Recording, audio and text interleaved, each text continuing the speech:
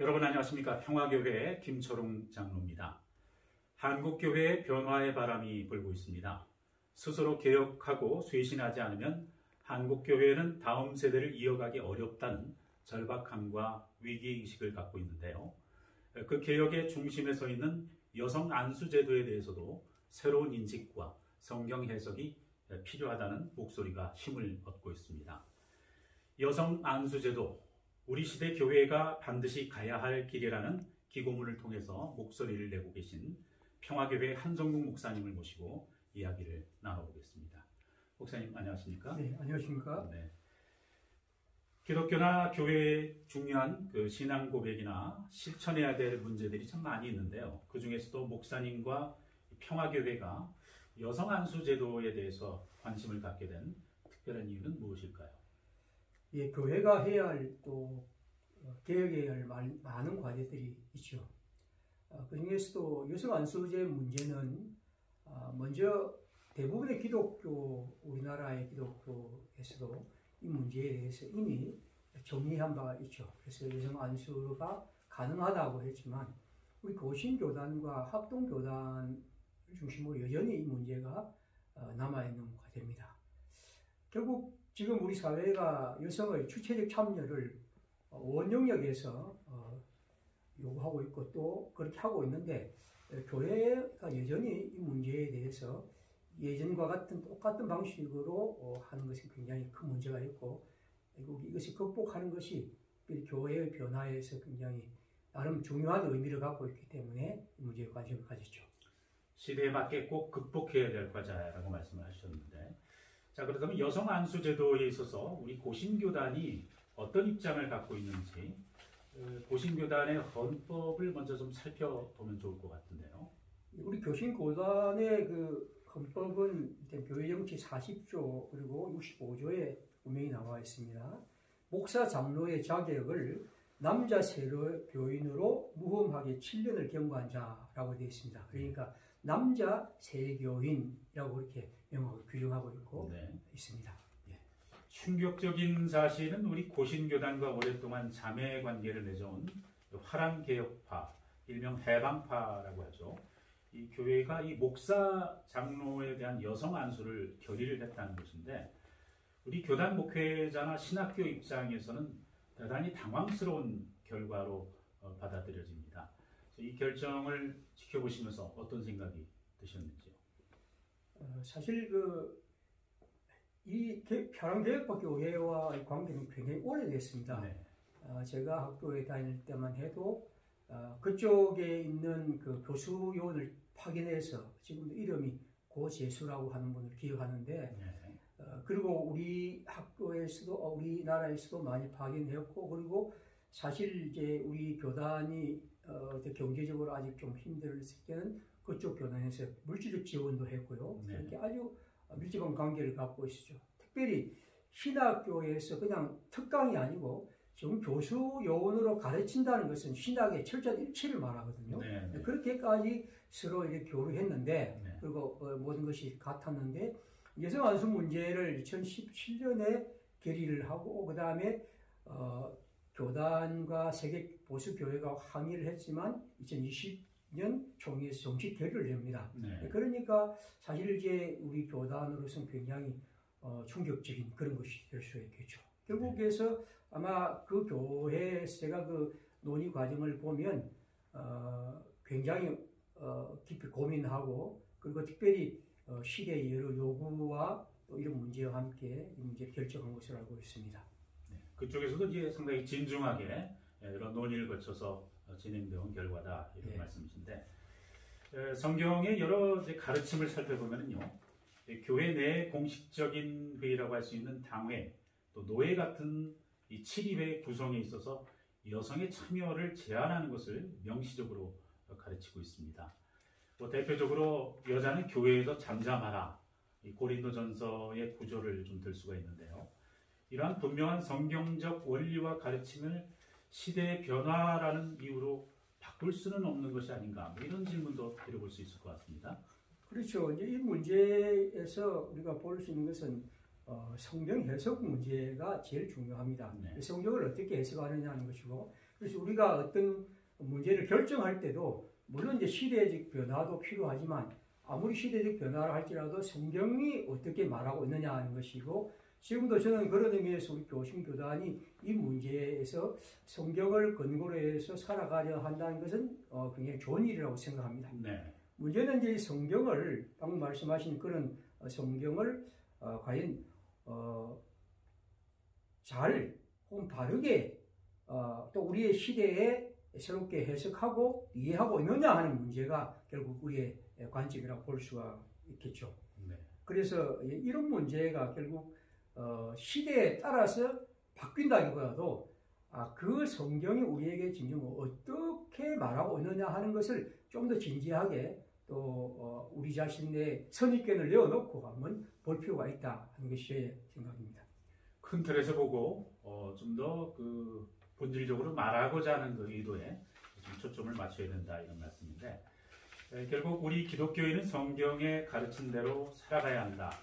이것을 이제 제 전제라고 본다면 이 목사님의 얘기는 여성 안수라는 것이 성경이 가르침에 위배되는 것이 아니다 이런 것이죠. 예.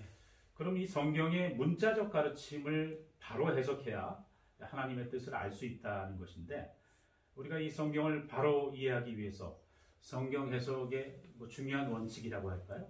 어떤 것을 얘기할 수 있을까요? 이게 성경 해석학이라는 것은 상당히 이제 우리 그 신학에서 오래된 학문이고 또 논쟁적인 학문이기도 합니다. 네. 제가 좋아하는 이 파스칼의 방세에는 파스칼이 이렇게 얘기를 합니다. 상반되는 두 논리 여기서부터 시작해야 한다. 그렇지 않으면 아무것도 이해하지 못하고 오히려 모든 것이 이단이 된다. 나아가서 각각의 진리가 끝날 때마다 반대되는 진리를 상기해야 한다. 그런 말이 있거든요. 네.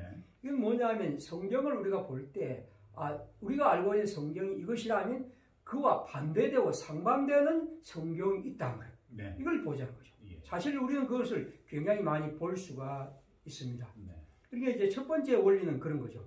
이를테면 우리가 아브라함이 하나님을 믿으니 하나님이 그를 의롭게 하겠다는 바울의 말이 있지만 야고보는 아니다. 하나님이 우리 조상 아브라함이 아들 이삭을 제단에 드릴 때 행함으로 의롭게 한 것이 아니냐 하는 이런 말씀도 있단 말이에요. 네. 그러면 이 두 가지의 상반되는 구절들을 우리가 볼 때 앞에 있는 성경 우리가 믿음으로 의롭게 된다는 말의 의미를 뒤에 있는 반대되는 논리를 통해서 그 의미가 훨씬 더 풍성해질 수 있다는 거죠. 그러니까 이게 첫 번째 우리가 성경을 그냥 해석학과 관계없이 인정할 수 있는 것.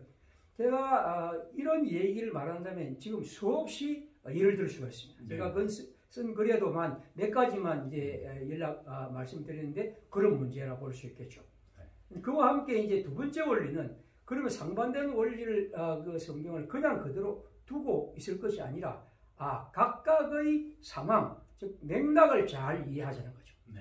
이를테면 아브라함이 믿음을 의롭게 되었다고 할 때 그건 바울이 그 시대의 율법주의, 즉 유대인들의 율법 사상과 대립하는 의미에서 그는 그것을 아주 극도로 강하게 강조했던 것이고 네. 야고보 같은 경우는 왜 그가 아브라함이 행함으로 의롭게 되었다고 했을까? 결국 그건 정반대로 아브라함의 믿음의 강조가 사람들에게 하나님을 향한 어떤 실천과 이런 것들이 약화되는 이런 교회 현상을 보면서 그는 이 문제를 정반대로 접근했던 거죠. 네. 그러니까 이게 각각의 상황에서 그들은 다 옳은 선택이라고 볼 수가 있겠죠. 네. 그와 함께 이제 세 번째 원리라는 것은 항상 성경의 그 대립되고 모순되는 이 말씀 어느 것도 다 하나님의 나라의 복음 선포. 어떻게 하면 하나님의 뜻이 바르게 잘 실천할 수 있을까 하는 거죠. 다시 말하면 각각의 상황에서 하나님의 뜻이 살아있도록 하는 것. 그리고 그것을 사람들에게 깨우치려는 것이 이 성경의 의미라고 볼 수가 있습니다. 그래서 제가 말씀드리고 싶은 것은 이 야고보든 바울이든 각각의 상황에서 그들은 하나님의 말씀의 선포와 그 실천에 충실했기 때문에 이 두 가지 상황에서 그들은 그렇게 말했다고 볼 수 있죠. 그러니까 지금 우리가 볼 때는 이건 정반대구나라고 생각할 수 있지만 그 정반대라는 것, 어떻게 보면 대립되는 이 말씀이야말로 성경의 의미를 풍성하게 하고 그리고 우리가 알고 있는 것들을 더 새롭게 펼칠 수 있는 것이다. 그래서 이 세 가지 원리, 이건 뭐 꼭 어떤 학문적 원리를 떠나서 그냥 우리 모두가 인정할 수 있는 것. 하나님의 말씀은 서로 때로는 모순되는, 반대되는 것들을 갖고 있다. 그리고 우리는 그 반대되는 것들을 각각의 상황과 맥락을 잘 살펴보자. 그리고 마지막으로 그 선포는 언제나 그 시대의 복음의 선포와 복음이 어떻게 잘 실천할 수 있을까 하는 문제에 관심이 있다. 이 세 가지를 인정하는 것이 성경의 오늘 우리가 얘기할 때 중요한 시작이라고 볼 수 있습니다. 네. 한 가지 시각만으로 바라보는 것은 상당히 또 위험할 수 있다. 동시에 이 반대적인 그런 시각에서도 바라보고 이해할 수 있어야 말씀이 더 풍부해질 수 있다. 이런 말씀인데요. 자, 그러면 여성 안수 제도를 반대하는, 아까도 말씀을 드렸습니다. 대표적인 구절, 여자는 교회에서 잠잠하라 하는 이 고린도전서 14장 33절에서 40절의 말씀을 목사님께서 이 성경 해석의 원칙에 따라서 한번 좀 풀어주시면 좋겠습니다. 사실 이 성경은 여자는 교회에서 잠잠하라. 그리고 이제 같이 있는 게 디모데전서 2장이거든요. 2장 11절에 보면 여자는 일체 순종함으로 조용히 배우라. 이 두 성경이 여성 안수를 거부하는 사람들, 제한한 사람들이 가장 중요하게 생각하는 성경 구절입니다. 그럼 과연 이 말씀이 어떤 뜻일까? 저는 이 성경을 아까 말씀드린 세 가지의 원칙 속에서 한번 보자는 거죠. 예를 들면 여자는 교회에서 잠잠하라, 그들에게 말하는 것이 허락되지 않는다고 바울은 분명히 말합니다. 그리고 남자를 주관하는 것은 허락하지 않으니 오직 조용하라 라고 그렇게 분명히 말합니다. 근데 자세히 이게 고린도전서를 살펴보면 바울은 여기서 여자가 교회에서 이 잠잠의 문제는 기도와 예언이거든요. 예언과 공적 기도와 공적 예언을 하는 것을 인정하고 있습니다. 왜냐하면 성령의 은총으로 하나님이 그들에게 주신 것이기 때문에 교회에서 이들이 지금 하고 있습니다. 그러니까 잠잠하라고 하는 말과 인정하는 것은 어떻게 보면 같은 얘기. 즉 교회에서 잠잠하라고 하는 말과 그리고 교회에서 예언과 기도를 하는 것이 지금 같이 나오고 있다는 거죠. 제가 11장을 가만히 보면 단지 이제 머리에 수건을 쓰고 하라 하는 것이 바울의 마음입니다.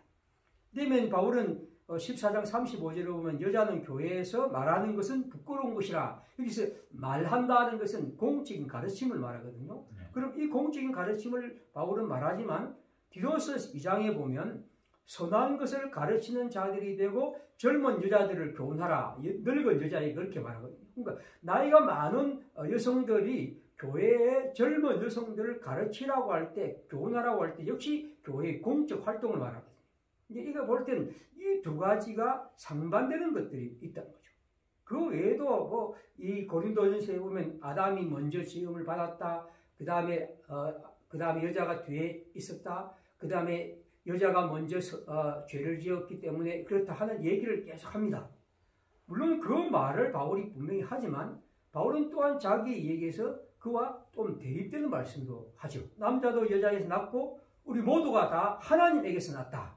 그러니까 하나님에게서 낳았다는 의미에서 창조의 순수한 것이 그렇게 큰 의미가 없다는 거죠. 그리고 타락의 문제도 마찬가지입니다. 분명히 바울은 이 여자의 조용함의 얘기를 하면서 여자가 먼저 죄를 지었기 때문이라고 그렇게 말을 합니다. 근데 반대로 또 다른 얘기를 하거든요. 이를테면 바울은 로마서에서 말합니다. 로마서 특별히 1장 18절부터 3장 20절에 긴 인간의 타락에 대한 얘기를 하면서 죄인은 없나니 하나도 없다. 모든 사람이 죄를 지었으므로 하나님의 영광을 이룰 수 없다. 다시 말하면 여기서 바울이 말하는 것은 우리 모든 사람들이 다 죄를 지었다는 말은 남자나 여자나 하나님 안에서 어느 누구도 자기 자신이 조금 더 낫다. 이렇게 말할 수 없다는 겁니다. 하나님은 우리에게 하나님의 앞에서 우리 모두가 다 하나도 높낮이가 없이 다 죄인임을 인정해야 하나님의 은혜에 이룰 수 있다는 것이 바울의 얘기거든요. 여기에서는 바울이 남자가 여자가 먼저 지었고 남자가 그렇기 때문에 낫다 이런 얘기를 전혀 하지 않습니다. 그래서 나중에 5장 27절에 보면 바울은 얘기를 하죠. 율법으로는 죄가 더해지지만 하나님의 은혜는 그 범죄를 뒤엎고 넘친다. 거기에서는 이제 더 이상 범죄의 얘기들은 전혀 하나님의 은혜 안에서는 아무런 의미가 없다는 것을 얘기를 합니다. 그러니까 제가 지금 말씀드리고 싶은 것은 여자의 창조의 순서에서 혹은 그가 타락의 순서에서 뭔가 이런 복종의 문제를 말하지만 또 다른 성경에서는 그와 같은 창조의 순서나 타락의 순서는 그 어떤 의미 없이 하나님 앞에서 더 새로운 관점으로 우리가 바라봐야 한다는 것이 사도 바울의 얘기죠. 그러니까 이런 두 가지의 얘기를 바울은 이제 얘기를 하고 있습니다. 그래서 이제 우리가 이런 것을 보면 바울은 언제나 늘 알다시피 복음 안에서 이것을 이해하자는 것이 바울의 마음이죠. 그런 것은 이제 결국에서 성경의 맥락에서 봐도 앞에 있는 이 두 가지 얘기들을 바울이 계속해서 얘기를 하죠. 바울에게는 이 성경의 어떤 얘기가 하나님의 성령을 힘입어서 방언과 예언을 하고 그리고 지금 방언과 예언을 통해서 교회가 혼란스러워졌단 말이죠. 그러니까 바울은 지금 14장에 보면 고린도서 14장에서 조용하라고 그렇게 말하지만 14장 34절 정도에 보면 모든 사람들이 교회에서 하는 것처럼 여자는 교회에서 잠잠하라고 했습니다. 그 모든 사람이란 것은 남자든 여자든 성령을 받은 사람들이 지금 교회 안에 예언하고 방언을 하고 있습니다. 그런데 예언과 방언을 하면서 교회를 시끄럽게 하고 질서를 어지럽히게 있고 그걸 통해서 사람들이 교회를 이상하게 보고 있단 말이죠. 그래서 바울은 거기에 대해서 그렇지 말고 모든 사람이 그렇게 해야 하고 특별히 아마 여자가들이 이 문제에 대해서 굉장히 문제를 일으킨 것 같습니다. 그래서 조용하라 그렇게 얘기를 합니다. 그래서 바울이 말하는 것은 여자가 예언과 방언을 하지 말라는 것이 아니라 여자들도 남자들 못지않게 지금 문제를 일으키고 있으니 여자들은 지금 이 문제에서 잠잠해라. 특별히 바울은 지금 그들을 이 문제를 일으키는 장본인이 여자들이 굉장히 많았다고 볼 수 있죠. 그래서 바울은 이 문제에 대해서 지금 여자들에 대해서 이렇게 얘기를 하면서 이 문제를 얘기하고 있습니다. 그러니까 두 번째 원리에 보면 이런 성경의 맥락에서 보면 바울이 여자가 교회에서 잠잠하라는 것은 그냥 일반적으로 오늘처럼 오늘 이런 상황에서 여러분 잠잠하시오라고 말하는 것이 아니라 지금 이 교회 안에서 나타난 이 예언과 방언의 무질서가 교회를 어지럽히는 이 문제를 해결하기 위해서 특별히 여성들이 이 문제에 일으키는 사람들이고 그래서 바울은 이 얘기를 한다는 것이 적어도 이 문제죠. 그래서 14장을 읽어보면 바울의 마음은 질서 있게 하고 하나님의 그 평안을 따라 하라 하는 것이 아닙니다. 그리고 아까 세 번째 원리를 따른다면 바울이 이렇게 말하는 것은 복음의 원리죠. 복음 선포. 그러니까 이것 때문에 교회 안에 여러 문제가 일어나고 사람들이 교회에 대해서 이러저런 손가락질을 하고 특별히 여자들이 교회 안에서 이 예언과 방언의 문제로 남자들과 다투고 또 논쟁하는 가운데서 사람들이 그것을 오해하고 어떤 것들이 있기 때문에 바울은 교회가 사람들에게 뭔가 무질서하고 또 이상한 집단으로 보이는 것들은 복음에 방해된다는 의미에서 바울이 이렇게 말한다고 보죠. 그러니까 이 세 가지의 얘기가 적어도 이 고린도전서에 말한다면 바울이 여자가 교회에서 잠잠하라 하는 것은 일방적으로 교회가 여자는 언제나 교회 안에서 조용히 해라.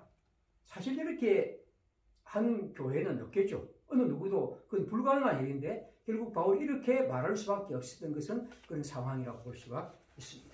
시대적 상황 또 교회가 있었던 그 당시의 그 분위기를 잘 참고를 해야 된다 이런 말씀이신데 성경에서 여성들이 교회에서 리더로 참여한 사례도 많지 않습니까? 이런 것도 한번 좀 이해를 돕는 차원에서 짚어주시면 좋겠네요. 근데 초기 기독교 시대에 교회에서 여성들의 얘기를 제가 왜 얘기하냐면 방금 이제 항상 성경은 대립되는 그 얘기를 보자는 거거든요. 이게 성경에 중요한 것이죠. 그러니까 교회에서 바울이 여성들은 교회에서 잠잠하라고 그렇게 말했지만 그와 대립되는 것들도 성경에 꽤 많이 있습니다. 그렇습니다. 이를테면 제가 볼 때 로마서 16장 같은 경우에 이제 대표적인 것인데, 로마서 16장에 보면 바울이 이제 그 사람들에게 로마 교회에 인사를 하죠. 거기 보면 제가 알고 있는 17명 정도의 사람들을 소개를 합니다. 네. 그 중에 한 7명 정도 여성들이죠. 그러니까 여성 지도자들 7명을 소개를 하는데, 대표적인 사람이 이제 베베 같은 사람입니다. 근데 이 베베라는 사람은 바울의 보호자고 교회의 일꾼이라고 이렇게 말하는데, 이 사람은 바울의 이 로마서 서신을 로마 교회에 전달한 사람입니다. 근데 보통 이제 요즘과 같이 이렇게 편지를 그냥 보내는 것이 아니라 이런 서신을 전달했을 때 사람들에게 이 서신을 전달하고 이 바울의 마음을 잘 풀이하고, 특별히 로마서는 굉장히 신학적으로 굉장히 중요한 책입니다. 네. 그럼 이걸 로마 교회에 전달해서 설명하고 설득하고 하나님의 뜻을 이해할 수 있는 사람이 바로 서신 전달자란 말이죠. 네. 그러면 다른 어떤 사람도 아니고 여성 베베를 그렇게 바울이 보냈다는 것은 이 사람이 교회의 훌륭한 훌륭한 하나님의 말씀을 통달한 지도자라고 볼 수 있죠. 네. 그렇지 않고서 바울이 이 중요한 편지를 그렇게 보낼 수가 없다고 봅니다. 그런 베베에 대한 얘기도 있고, 그 다음에 이제 바울의 중요한 동역자인 브리스길라가 있죠. 그의 네. 남편 아굴라와 함께 하나님의 복음을 위해서 신실하게 일하는 사람이고, 그는 심지어 바울과 함께 복음을 위해 목숨을 내놓을 정도의 사람입니다. 항상 이 사람은 이제 남편과 함께 등장하지만 재밌는 것은 브리스길라 여자의 이름이 남편보다 먼저 네. 일어납니다. 물론 이제 고린도서 16장 19절은 예외인데, 아마 제가 볼 때 왜 아굴라와 브리스길라고 썼을까 하는 것은 아까 본 것처럼 고린도 교회의 여성들이 굉장히 어떤 자기 주장을 많이 했기 때문에 바울이 여기서는 다른 성경은 다 브리스길라 아굴라 했는데 여기만큼 아굴라와 브리스길라를 쓴 것은 그런 이유지 않을까, 그런 생각을 합니다. 거기 보면 이제 유니아라는 여자도 등장하는데, 이 사람들은 이제 이 사람을 우리 성경은 이렇게 말하죠. 사도들 가운데에서도 뛰어난 사람이다, 그렇게 했는데, 제가 볼 때는 사도라고 불러도 좋을 정도로 훌륭한 하나님의 사람이 바로 여성 유니아지 않겠나, 이렇게 보면 이런 교회에서도, 이런 초기 기독교의 시대에서도 이런 훌륭한 여성들이 있었다고 볼 수가 있죠.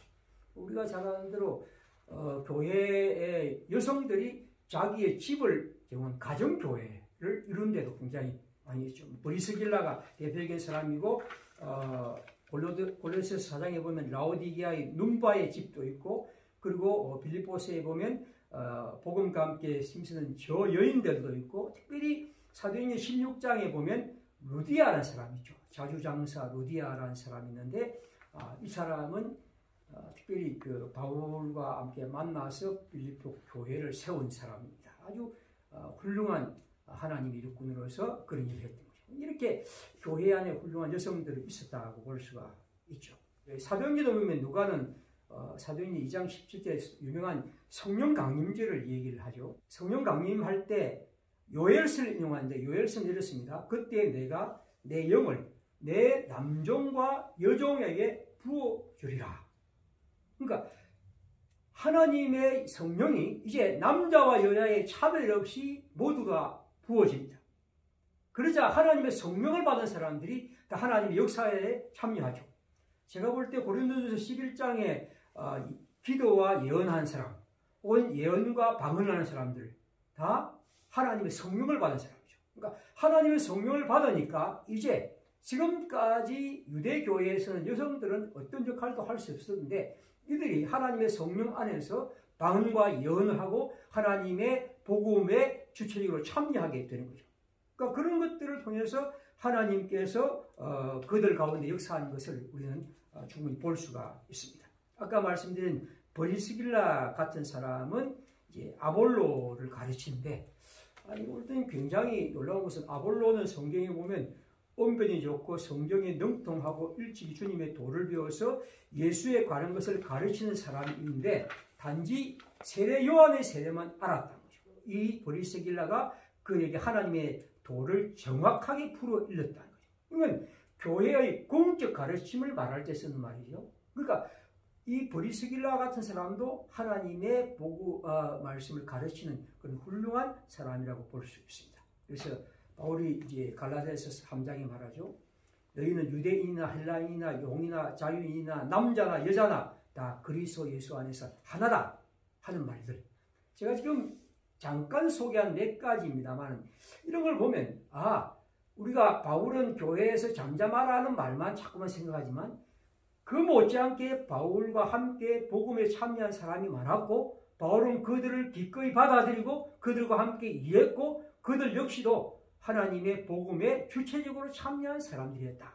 그래서 교회의 여성 지도자들은 굉장히 저는 그 시대의 그 가부장적 사회의 한계가 있지만 그 속에서 하나님의 복음에 얼마나 훌륭하게 참여했냐 하는 것을 우리가 볼 필요가 있다는 거죠. 네. 바울과 함께 동역했던 그 여성 지도자들의 모습 하나하나 사례를 짚어서 말씀을 해주셨는데요. 이번에는 그 예수님께서 여성들에게도 다양한 가르침을 주지 않았습니까? 그것도 또 한번 시간 얘기를 해보면 좋을 것 같습니다. 예수님의 여성 얘기를 하면 저는 한마디로 이렇게 말할 수 있습니다. 예수님의 가르침과 행동에는 여성에 대한 차별이나 우리가 생각하는 것은 전혀 없습니다. 제가 볼 때 2000년 가부장적 사회에서 어떻게 그럴 수 있을까 할 정도로 예수님의 말씀과 행동에는 모두 다 그 어떤 차별을 우리는 하나도 발견할 수가 없습니다. 네. 이를테면 예수님이 사람들을 고치고 만나고 가르치고 할 때 주님은 여성들을 그 어떤 차별 없이 대하고 그들을 만나고 가르치고 또 그들을 고치고 그들과 함께 얘기를 했던 그런 사례들을 우리는 복음서에서 수없이 발견할 수가 있습니다. 그러면 예수님은 꼬부라져 18년 동안 살아가던 여인을 고치고 가늠하다 현장에 잡힌 여성들의 편이 되고 남편이 다섯 있다고 비난받는 여인을 우물가의 대화를 통해서 그들을 하나님의 복음의 증언자를 삼으시고 마르다와 마리아를 사랑하시고 그리고 예수님의 비유에도 여성들이 주인으로 등장합니다. 특별히 저는 마가복음 7장 24절에 보면 예수님이 어떤 여인을 수르보게냐 여인인데 아마 이 사람이 딸을 고쳐달라고 할 때 예수님이 그렇게 말씀하죠. 자녀의 떡을 가지고 개에게 주는 것이 마땅치 않다. 짐짓 예수님이 이렇게 말씀하시자 여인은 말합니다. 개들도 주인이 떨어진 곳에서 밥상에서 음식을 먹습니다. 라고 얘기를 하죠. 예수님은 손을 들죠. 주님은 이 여인을 칭찬하고 그에게 하나님의 나라의 역사를 이룹니다. 제가 본 어떤 신학자는 이렇게 얘기합니다. 복음서에서 예수님과 논쟁을 해서 이긴 유일한 사람이 바로 이 사람이다 라고 할 정도입니다. 그러니까 예수님은 그런 의미에서 어느 누구도 여성과 차별하지 않고 그들을 똑같이 대하시는 걸 보죠. 그 외에도 예수님의 그 말씀에 보면 어떤 사람이 유대인들이 말하죠.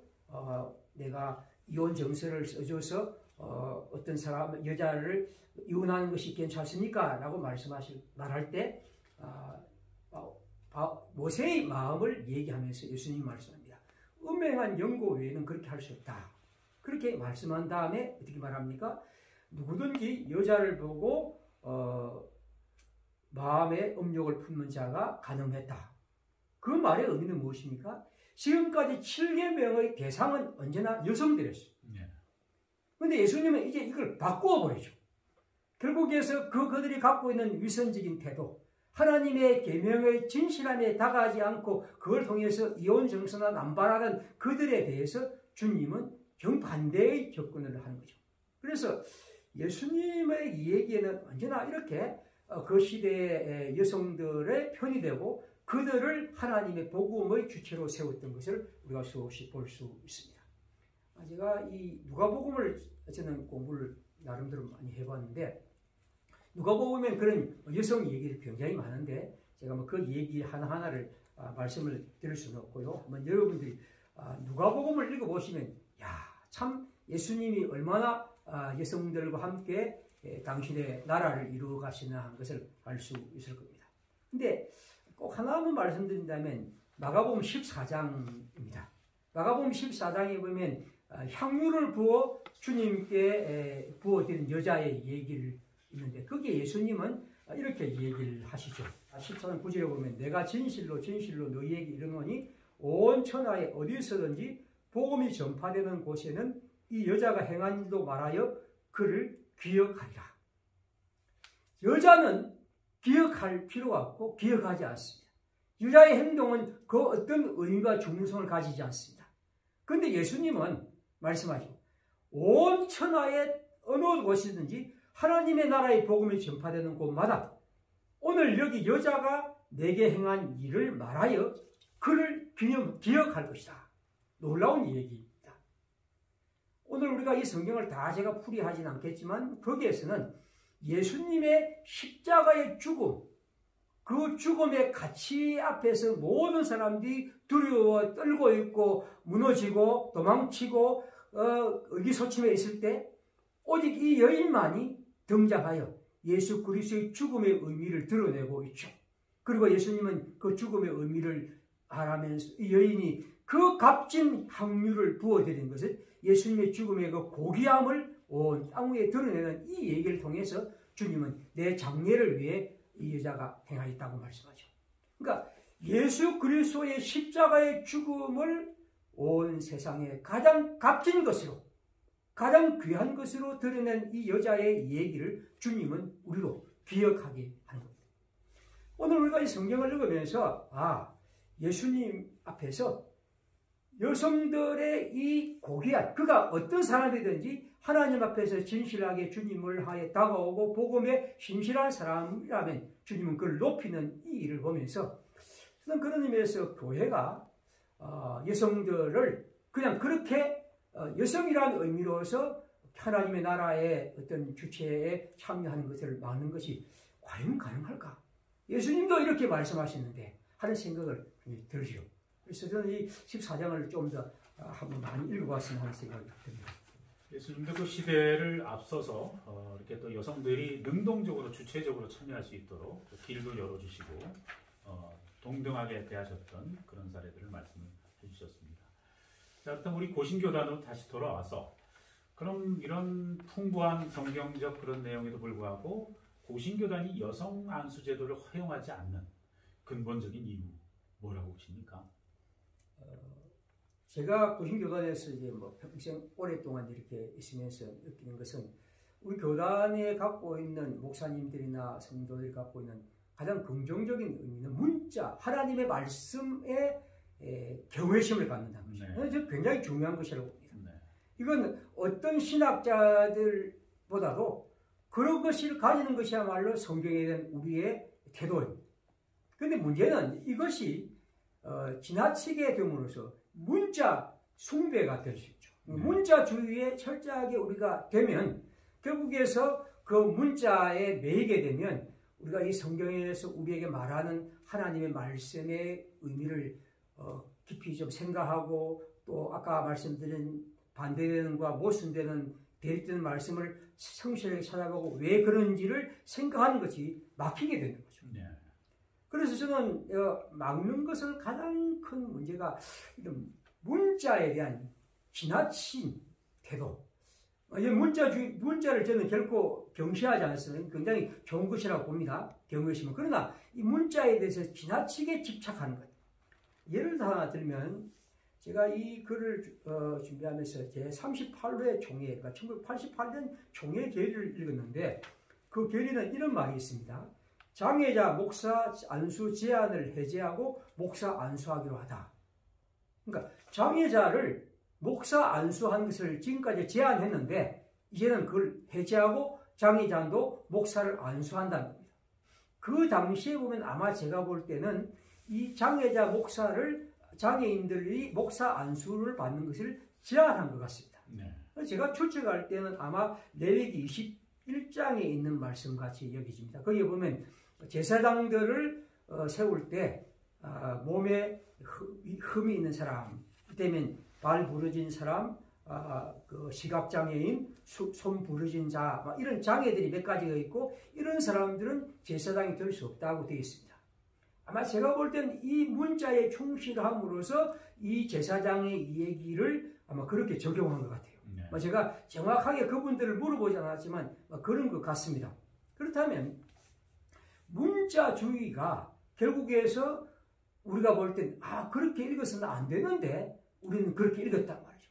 그러니까 이런 문자주의의 문제는 그 당시로는 그것이 성경에 있는 것이기 때문에 우리가 지켜야 한다고 생각했지만 지금은 누구도 그렇게 생각하지 않죠. 이것은 명백한 장애인 차별이지 않습니까? 네. 그러니까 장애인들이 하나님의 목사가 될 수 있다는 것은 너무나 당연한 것인데, 그러나 그 당시의 사람들로서는 이건 하나님의 말씀에 이렇게 되어 있으니까 우리가 이것을 금해야 한다고 그렇게 본 거죠. 사실 우리가 이렇게 보면 결국 우리 사회의 진보, 다시 말하면 장애인과 인권에 대한 의식이 성경을 다시 읽게 했죠. 우리가 읽었던 성경이 지금까지 이렇게 맞다고 생각했는데 이걸 다시 읽어야 되겠구나, 새로 읽어야 되겠구나 하는 생각을 하게 되기 때문에 저는 우리 시대의 변화가 또 이 교회의 이런 문제를 바르게 잡은 그런 일을 볼 수가 있습니다. 네. 여성 안수제도를 좀 적극적으로 생각하고 또 인정하지 않으면 결국은 앞으로 복음 전파라고 하는 이 교회의 사명에 있어서도 또 교회 존립에 있어서도 상당히 또 위험해질 수 있다, 이런 말씀으로 읽히는데, 그럼에도 불구하고 한국 교회는 그런 분위기 속에서도 큰 양적 성장을 이루었단 말이죠.